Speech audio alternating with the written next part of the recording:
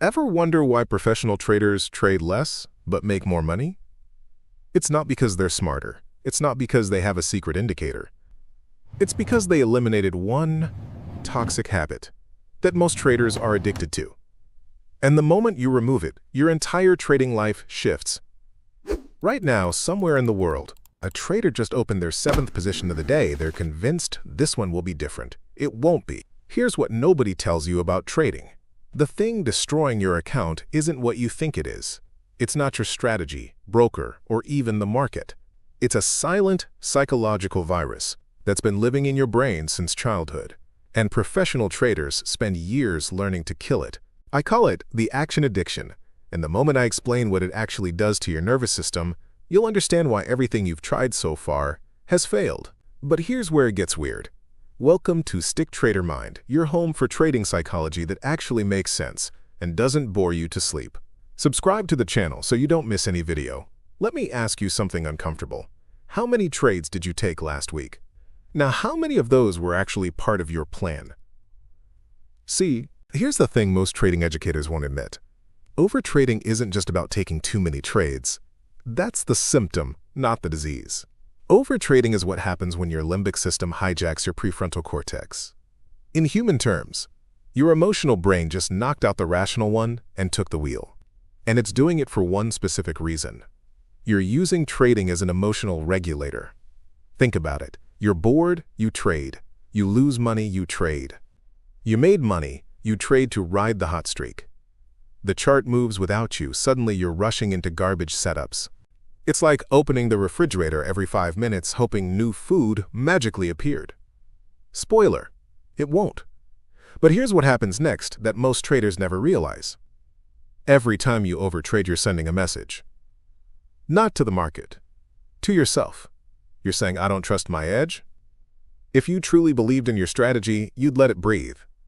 If you trusted your process, you wouldn't need to force trades. But instead, you're trapped in what psychologists call a distrust spiral. It works like this. You take a random trade, it loses. Now you need another trade to prove you were right. That one loses too. Now you're in revenge mode as the spiral deepens. Each bad trade makes you trust yourself less, which makes you trade more, which creates more bad trades. It's a self-fulfilling prophecy of account destruction. And here's the part that'll make you uncomfortable. Overtrading is fear disguised as confidence. It looks bold. It feels aggressive. But psychologically, it's pure panic. You're not trading the market, but your anxiety.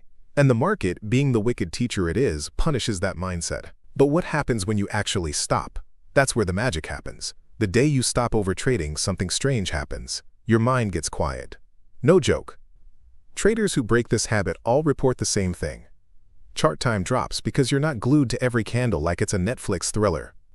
Stress evaporates because you're no more in an emotional roller coaster.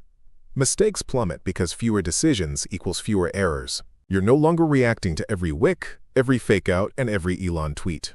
You're waiting your moment. And that quietness?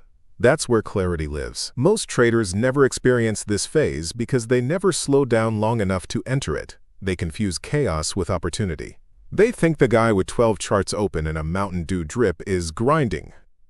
Meanwhile, the actual professional is sitting there with one chart and a coffee. Calm, selective, and lethal. But here's the plot twist nobody expects. Let's kill a myth right now. Less trades does not mean less money. It means less noise. Think about your best trades ever. They were probably obvious, needed zero convincing, and matched your rules perfectly. You didn't argue with yourself. You didn't hope.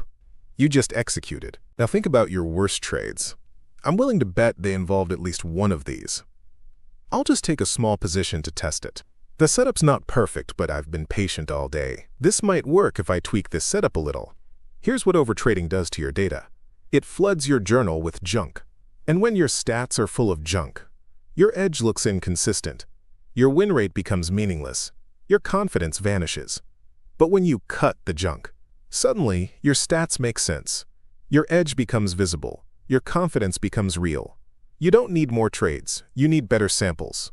And that leads us to the shift that changes everything. Here's the part nobody expects. When you remove overtrading, discipline stops being forced. It just happens. Professionals never chase, they wait. And waiting, real, patient, disciplined waiting, is a skill. The same skill a lion uses. A lion doesn't chase every gazelle. It waits for the weak, the isolated, the perfect opportunity. Then it strikes. Once. Clean. That's the energy. But here's the practical psychology you can steal right now. I'm going to give you a rule that'll save your account. If a trade needs convincing, it's a no. Before every trade, ask yourself these 3 questions. 1. Does this match my plan? Not kinda. Not close enough. Exactly my plan. 2. Would I take this if I wasn't down today? 3. Am I calm, or am I trying to feel better? If any answer makes you hesitate, walk away. Because here's the secret professionals know. No trade is also a position. Sitting on your hands when there's nothing good? That's not being lazy, that's being profitable. But I want to test something with you right now. For the next 7 days, I want you to try an experiment. Top-tier setups only. No maybes, no close enough, no, I've been patient all week, I deserve this. Top tier or nothing. And here's the twist. Journal every trade you skip. Write down what the setup was, why you wanted to take it, and why you didn't.